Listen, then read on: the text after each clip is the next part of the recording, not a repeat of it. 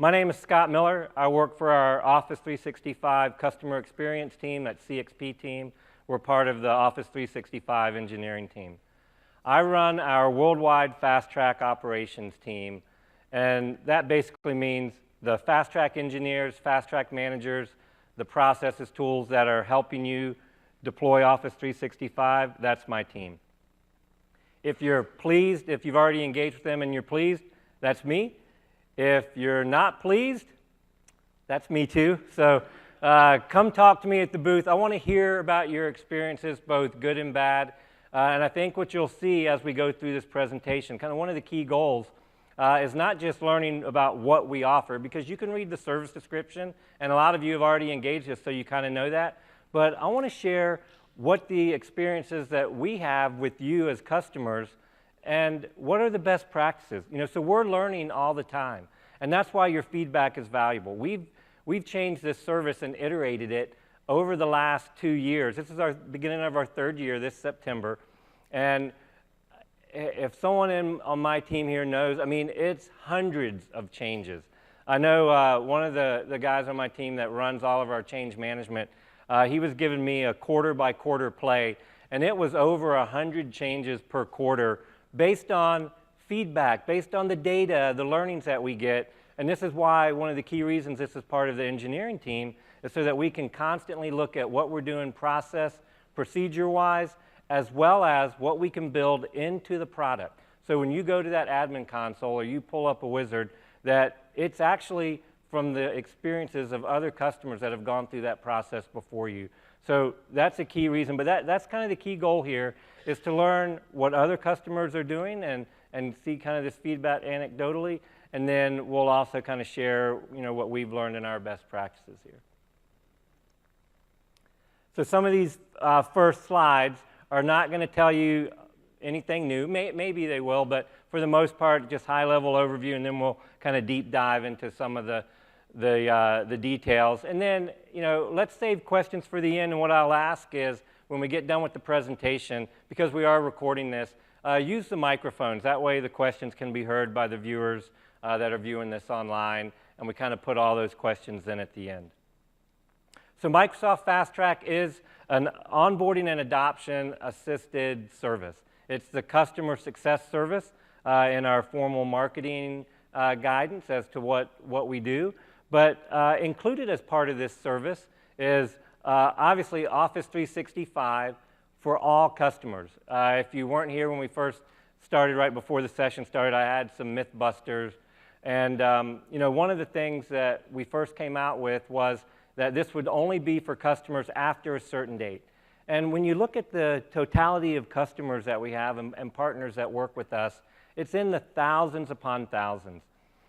This year alone, we will onboard over 90,000 customers to Office 365 using the FastTrack service. That's 50 seats and up, but that's a massive amount of customers. So when we first started this, we thought, well, we better not try to worry about all the customers that have gone before. Let's just focus on the new ones, and let's scope it to where we don't get overrun. What we found is, again, managing that took more time than just letting everyone come in and start working with them as fast as we could. And we can usually catch customers within 2 to 3 days of purchase. And I'll say this before someone starts shaking their head, no, there are customers that we miss. And so if you're one of them, I do want to hear specifically from you. You can send me an email at scottmill, SCOTTMIL, at Microsoft.com, or you can catch me at the booth. But we have most of our processes fixed. When you purchase, whether it's direct or whether it's through an account team, we see you in our commerce system, and then we pull you into FastTrack and we start working with you. Again, by design, the only qualifier is you've purchased 50 seats or more. This is for Exchange, SharePoint, Skype, Yammer, Office, including E5. It's EMS, Intune, and AADP. We don't do Azure RMS starting probably within the next 30 days. We won't be doing that. If you're already in and we're working with you, we'll continue to work with you on that. The Azure RMS team is going a different route for providing an onboarding capability for customers so that we're just not going to focus on that right now. But this is service onboarding. Again, the change over last year was that we included helping you drive adoption and usage of the service. This is very important to you from a value perspective. It's important for us to get usage out of the service because, again, the more users we have, the more data that we can gain and see how to optimize the service and make it better for everyone. Email migration, Exchange, Notes, Gmail, GroupWise, file migration, SharePoint, Box, Google Drive, regular file shares, if I didn't say that earlier. So this is a very comprehensive service, and if we could save questions to the end, I hate to do that to you, but keep that thought and just go up to the mic when we're ready. So all of these things are included. This is very comprehensive service. When we started this 2 years ago and we were building this out, a lot of people said, hey, you know, you can never do all of this. It won't be comprehensive. You can do the little customers, or you can do just Office 365 or just Exchange. But that's not what you all continued to ask us for. So we've evolved this service, so it is very comprehensive.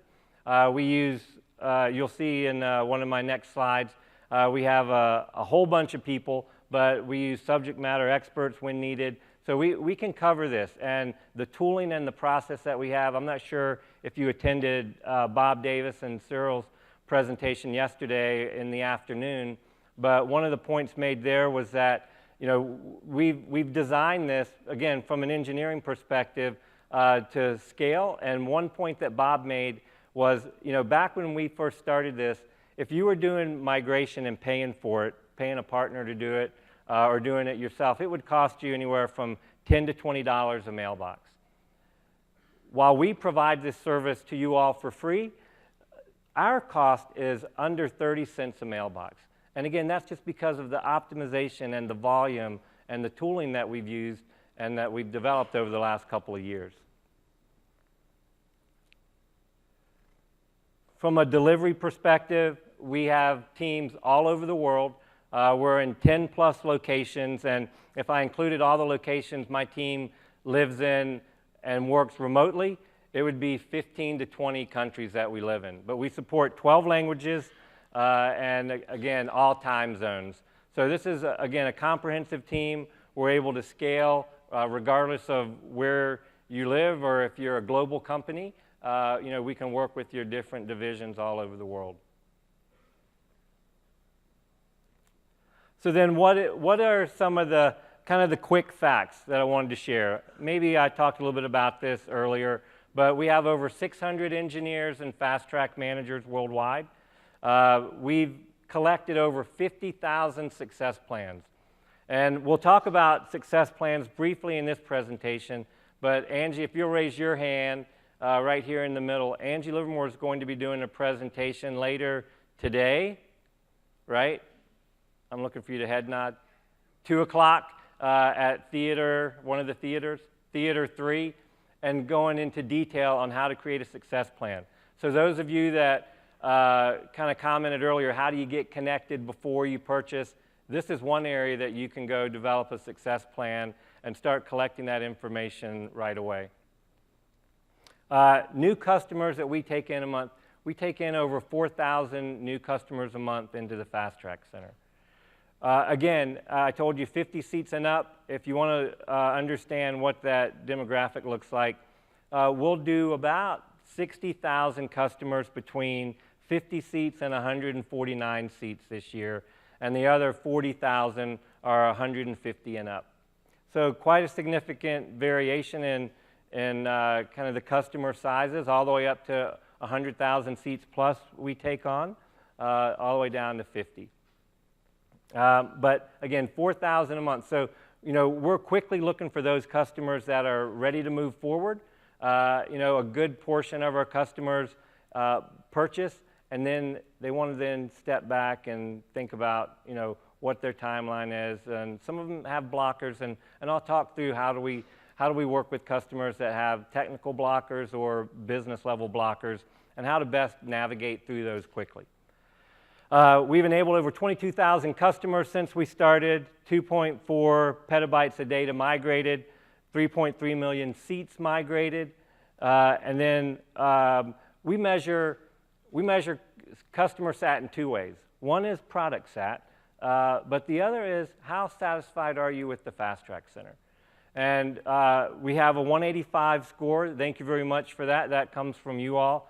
And it comes from our engineers and managers working really hard to make sure you're satisfied with that experience. 185 is out of a max score of 200, so this is very positive. I'll tell you, our target is 190. So we have a very high target here. My goal is to make sure that that experience that you have from end to end, that you've gotten what you needed through this FastTrack service. One thing that I didn't put on the slide that I'll tell you though is, from the time we started to the time now, so if you were a very first FastTrack customer and you're thinking, hey, I have other workloads now, I want to go through again, which you're allowed to do, what am I going to experience different? We've seen a 38% improvement just in our overall processes. So time to onboard, we've gained 38% efficiency from the first time that we've done this to the end. And so we're, again, passing this on to you. We've reduced the number of steps it takes to get connected to the service and to start using. So then, what's the process that we go through here? Step number one. So we've worked with thousands of customers in doing this onboarding. And one of the first things that we ask customers to do is take a step back. You've purchased Office 365. You're ready to transform your organization. And if you allow it, our engineers will automatically jump right into workload discussions, assessments, remediation plans. But I'm asking you to help restrain them. Talk to them about what your vision is. Talk to them about what you want to get out of your transformation. Why are you going to the cloud? It's important that you understand this. And the next slide, we're going to talk about some of the scenarios that we want to walk through, but that's why. If you understand how you want to use this service, this suite, this product, then you're going to get the most out of it right from the start. Next, you want to define the business scenario. So again, I'll walk through those on the next slide just to give you an example of some. And, but that's going to be so important than just jumping right into the product by product and a serial deployment of the workloads. And then you want to define the metrics. You want to have a plan for a successful rollout. What are your due dates? What are your metrics that you're going to be measured on? And if you would share them with my team, we'll take on those metrics with you. We'll make sure that you get what you want, because if you're an IT person in this room, accountable and responsible for this deployment, then we're going to be right there with you, but we want to know what that date is. And I'll tell you later in this presentation why it's so important for that due date. So I mentioned scenarios on the previous slide. So instead of just saying, hey, I want to use Exchange, I want to use SharePoint, I want to use Skype, just tell me how to enable it and I'll be good to go. I'm asking you just to, again, think a little bit about how you want to use it. And just a few of these scenarios, these are the ones that I'd say most customers fit in. If you have others, come by the booth and tell me, and we'll put them up here next year and talk about those as well. But I'll just use one example here, and I'll just refer one. Bob Davis yesterday talked about, how do you collaborate in your organization? And if you decide you're going to use the new modern groups in Outlook to collaborate and share information and to edit documents on the fly with multiple people editing, modern groups is a great way to do it and to collaborate. Again, if you work a lot in email, it's perfect. If you want to do that, and then you work with the FastTrack engineer and say, hey, let's deploy Exchange. I'm going to use modern groups. And that's all you do, you're going to be very disappointed, because you also need to deploy SharePoint. You need to deploy OneDrive for Business.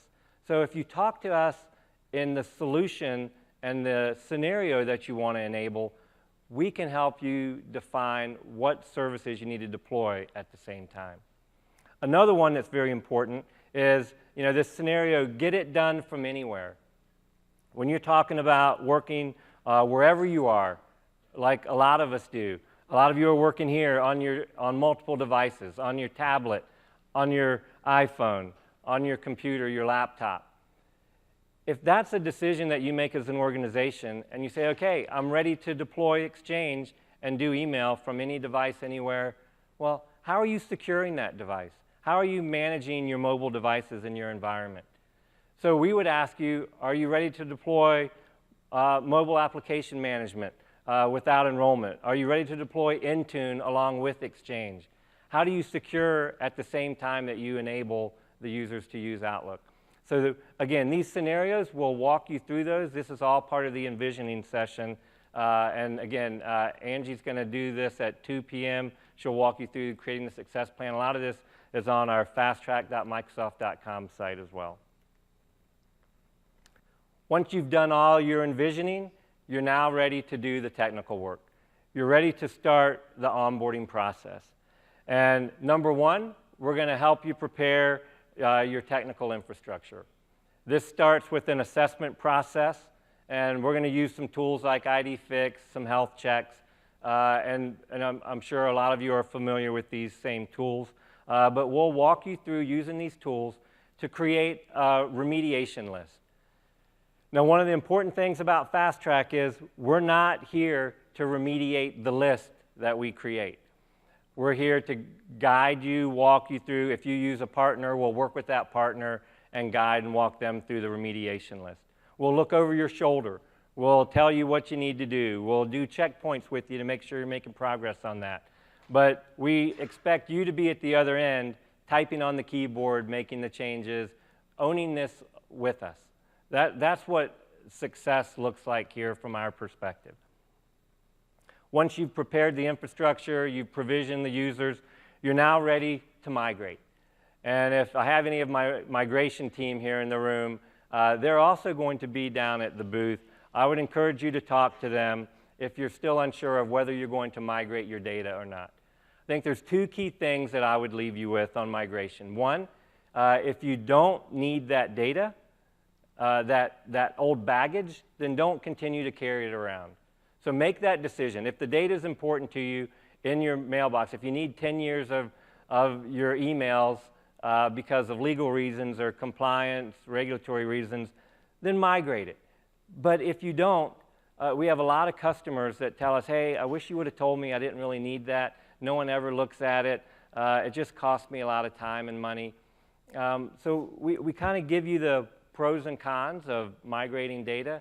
But here's the other point. I will tell you, if you need to migrate data, the best way to drive usage of the new service is to move the data. You move the data, you move the usage. Customers, your employees will not continue to use their old notes databases if you move all their data to Exchange. And you enable it so that they can get access to it. And you provide the training and everything that goes with that we'll talk about in the whole driving usage. But if you move the data, you can move the usage. So those two key things. First, decide whether you need to move it. If you need to move it, just know the quicker you can do that, the quicker you'll drive usage in your new service. And then you're going to enable the new users and capabilities. This comes with a lot of the training and driving adoption that we'll talk about. I'm going to do a quick time check here. All right, we're good. All right. So then, what can you expect of the FastTrack service and the FastTrack program, my team, when you interact with them? You can see there's a long list of things that are included in the benefit. And then there's a lot of customer or partners working with FastTrack, expectations that we have of you all. So if you look at this as kind of a handshake, what we're going to do versus what you're going to do, this is it. I've highlighted a few things that I want to point out. You know, first off, the benefit includes ongoing access to the FastTrack engineers.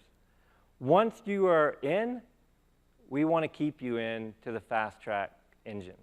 So that means if you add entitlements, if you have a acquisition and you're going to merge another company with yours, if you add workloads, you can continue to come back.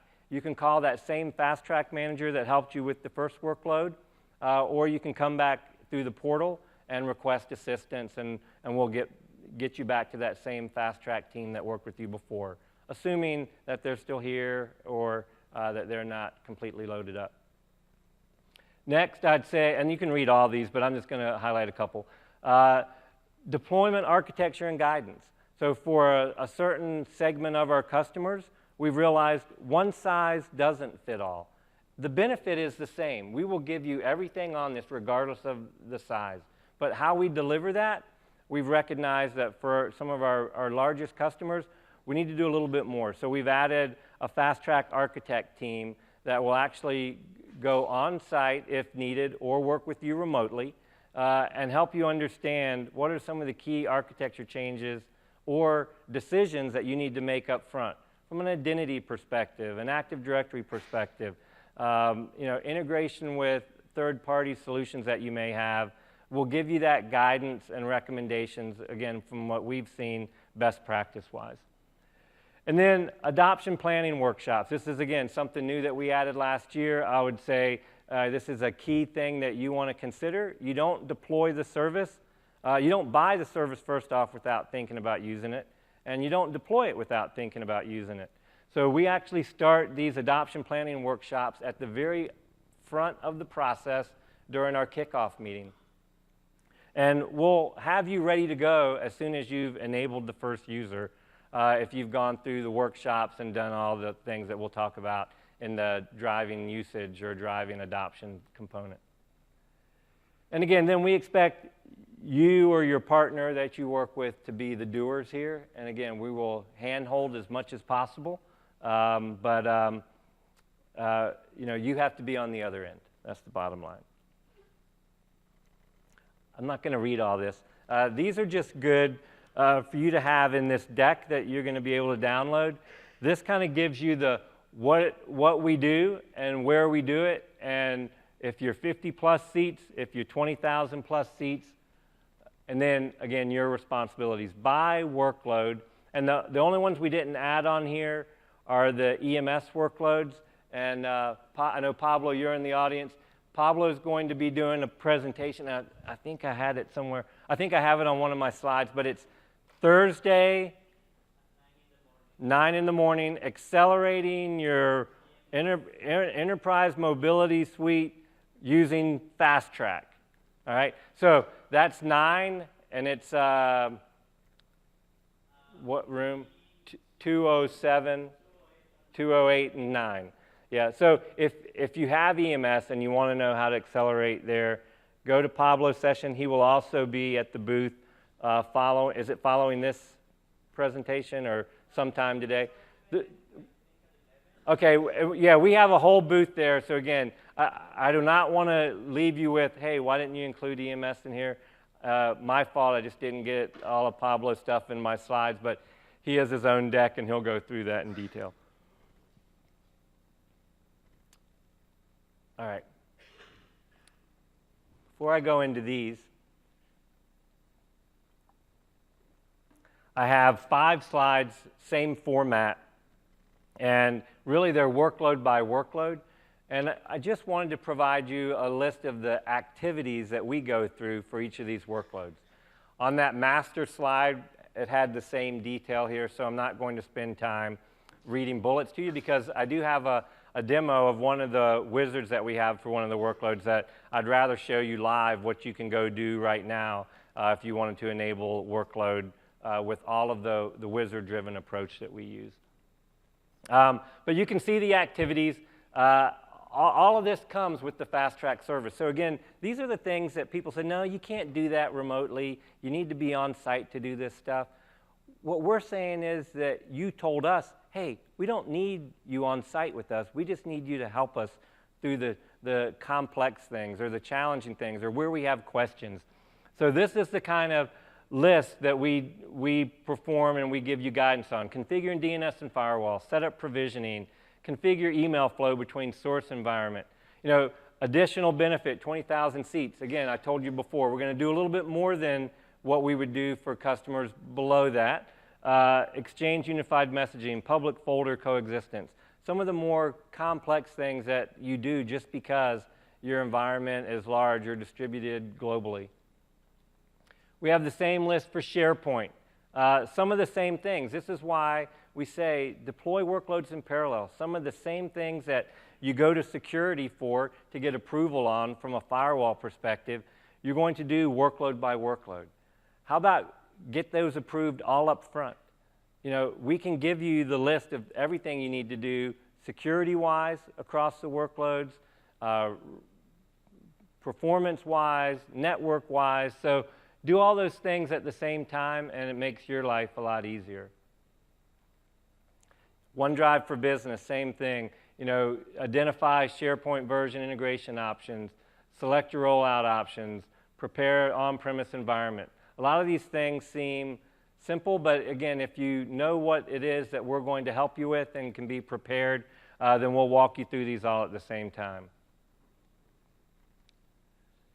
Skype for Business, I'd say the big ads here are PSTN conferencing and cloud PBX.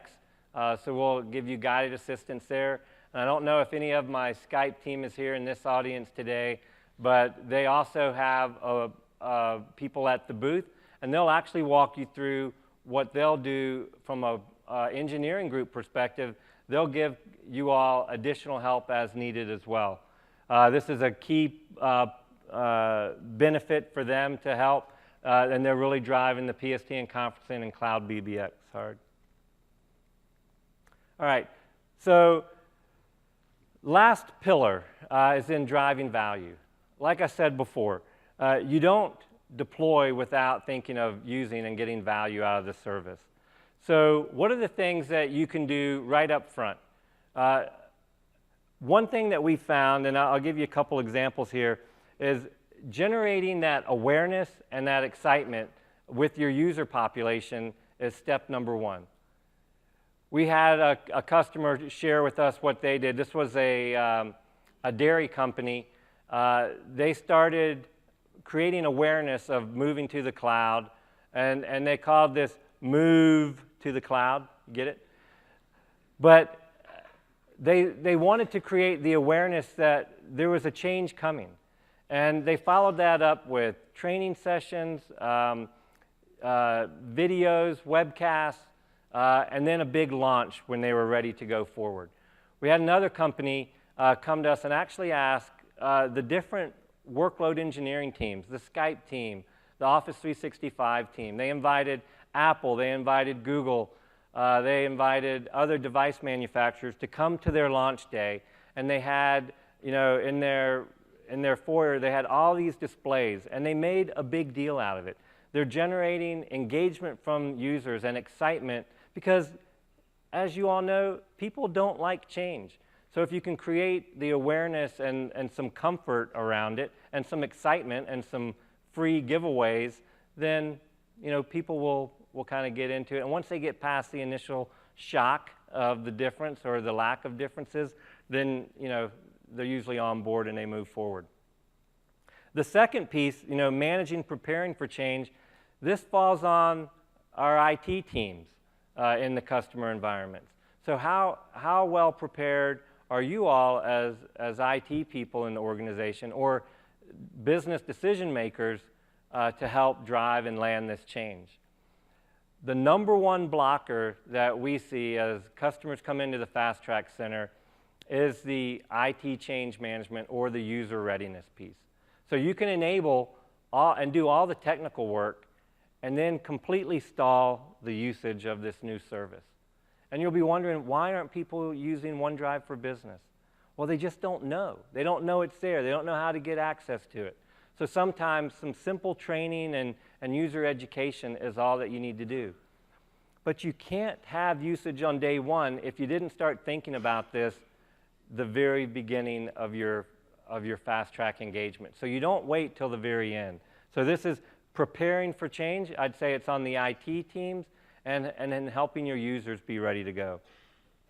And then having your success measurements, knowing how you're going to measure if you've achieved success. Is it a certain percentage of your users using the new service? Is it a customer satisfaction survey that you do in your own environments? Again, tell us what those are, and we can give you templates and emails, training templates, guidance, all these things is what we share in the driving value session when we're working with you. All right, so this is the thing that I said that I'd love to share with you and go deep on. If you do these 8 things in this formula, we've seen more than 70% of our customers achieve enabling of the services and starting to use those services within 90 days of purchase. So we track this, and these are the 8 things that come to the top. When we begin working with you, if you know the due date of when you want the service to be available to your end users, if you have intent, in other words, you didn't buy the service as part of a big package and it just came, Office 365 or EMS just came with the package, and you don't know what it is, you don't really care what it is, you have no intention of moving to the cloud. If that's you, then you probably won't be successful at this. But if you do have intent and you can tell us why you're doing this and that you want to get it done and you know when you're going to get it done with the due date, then you will be successful. Business reason. Why did we buy Office 365? What's driving us? Is it because you have another service? Let's say you're on Google and that you're going to expire that service and you have a deadline there that you have to, so you have a business driver forcing you to move. And you have a success owner. You have someone that is vested in this decision to move to the cloud. Whether it's your CFO, whether it's another part of your finance team, or another business unit that needs SharePoint, whoever that is, if you can define that, we know that you've met the prereqs for moving through the FastTrack and getting your service enabled. Then how do you accelerate? First off, you make sure that you have your stakeholders ready to engage. That's IT, that's security, that's any regulatory and compliance, that's your training team. That's everyone that's got to have a role in making this successful. Scenarios, making sure you can tell us what are those scenarios, why are you enabling this, what do you want to get out of this solution-wise. Creating the awareness, the comms plan, the training, those things, if you can articulate these 8 things and you have those in your success plan, we can pretty much guarantee that you're going to move through FastTrack and you're going to have an accelerated adoption of the service. They seem like common sense, but I'll tell you, probably less than 30% of our customers come prepared with these 8 things. We will work with you if you're not ready. We will work with you to land these 8 things, and again, you will move forward quickly with them. All right, so these were some of the questions before we started. We talked a little bit about this. If you're ready to engage and we haven't engaged you, if you, in the admin portal, if you're not a customer with a partner of record, you will have what you see on the right.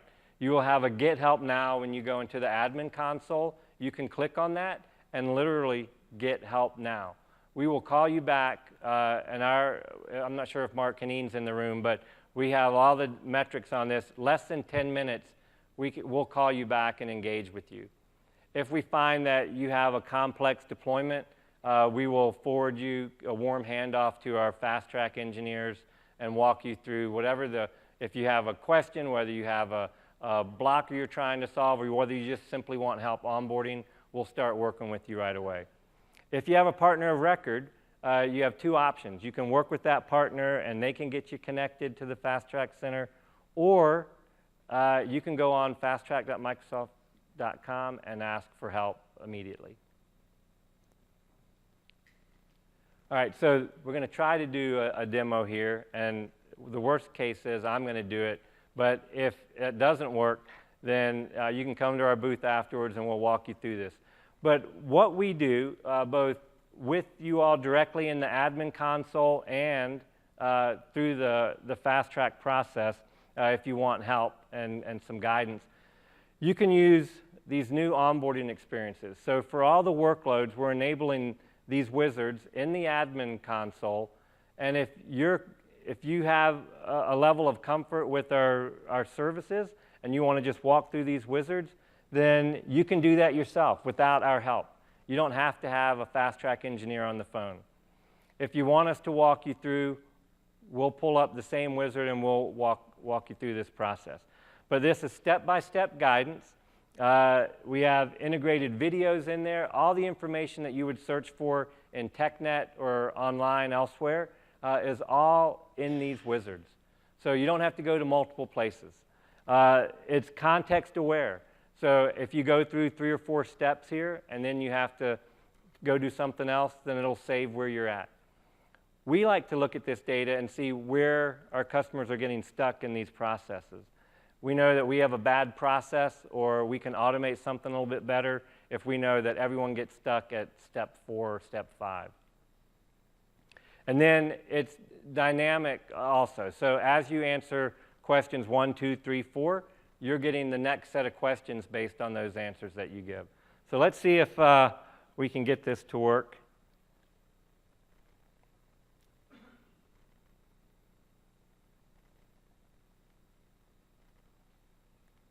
And I cheated, I logged in earlier. Mark would be proud of me. And I see him up front there. So, all right. So this is what it looks like. So this is the actual experience. I'm logged in, and so if you have Yammer and you want to know how to enable that right now, you can go out to portal.office.com, log in, and you can start setting this up right away. All right, so you just kind of work through the questions here.